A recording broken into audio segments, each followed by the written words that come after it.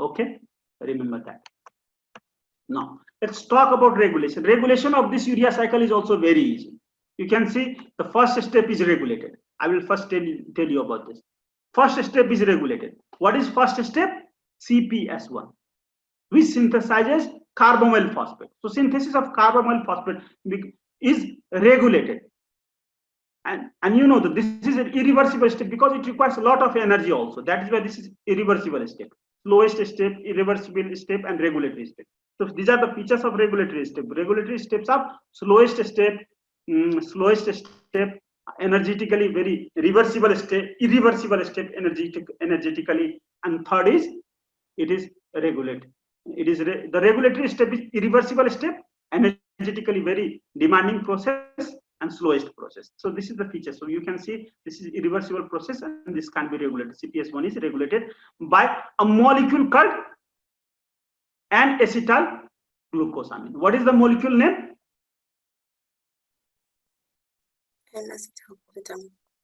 NAGS, NAGS. So you can see N-acetyl glucosamine, sorry, NAG, NAG.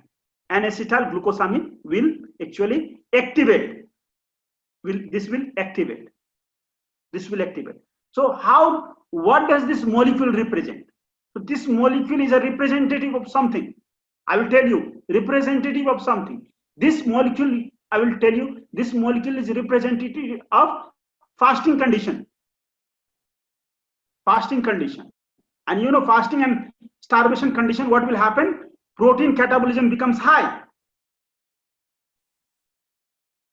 Protein catabolism becomes high. Why does protein catabolism becomes high? Because of gluconeogenesis. Because gluconeogenesis provide glucose for body during fasting and starvation condition, and for gluconeogenesis protein has to be catabolized. So protein catabolism becomes high during fasting and starvation condition, and that is why urea cycle. So if protein catabolism becomes high, ammonia production is high, and if ammonia production is high, so urea cycle has to run very fast. Urea cycle is always there, both during fasting and fed condition. Urea cycle is running, but only that urea cycle become faster during starvation condition, during fasting and starvation condition, and it is slower during fasting condition, fed condition. And it can become fast during fed condition when you take too much of protein, because anyway it responds to ammonia.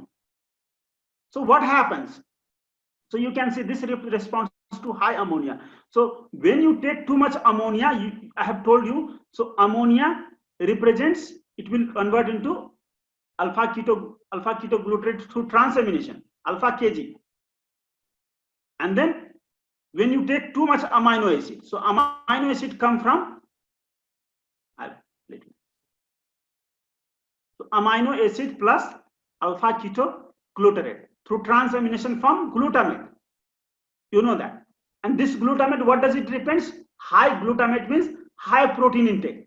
So if glutamate is very high, so what will happen is this glutamate will attach with this acetyl group.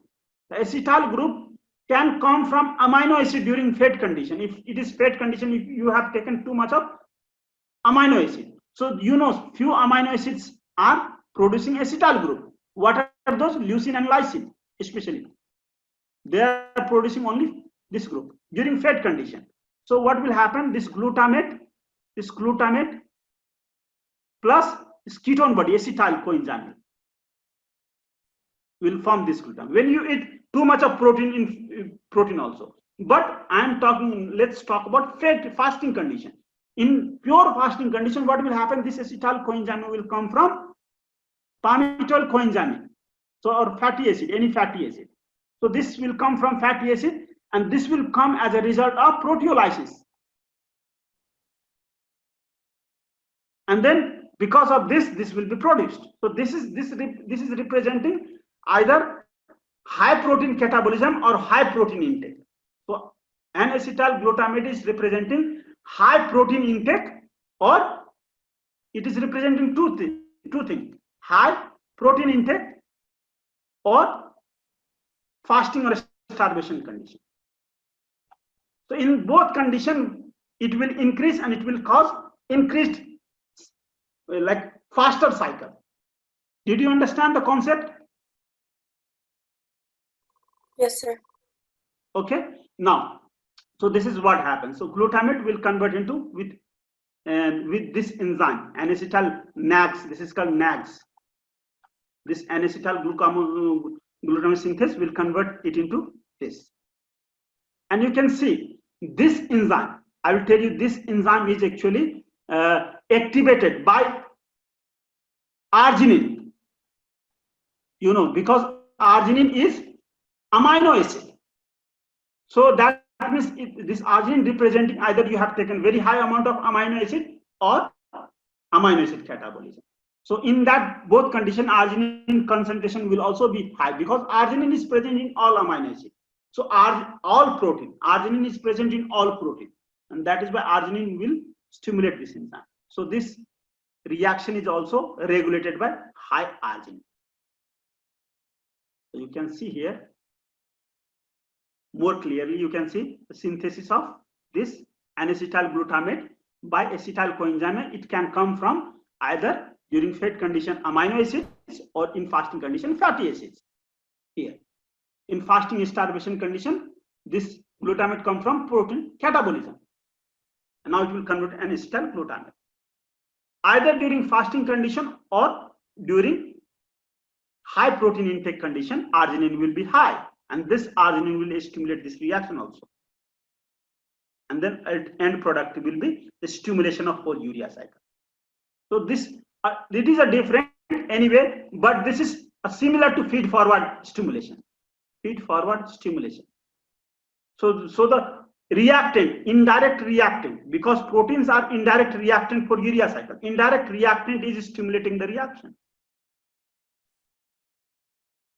This is actually the principle of feed forward reaction is feed forward stimulation is acting on this pathway. Did you understand? Yes, sir. Okay. So you need to understand principles nicely. What is feed forward stimulation? And see, if you see reactant, this is not the exact reactant, but it is. If you see a broad picture, you will find these are the reactant actually, indirect reactant. So this indirect reactant will push this reaction. So if you have understood,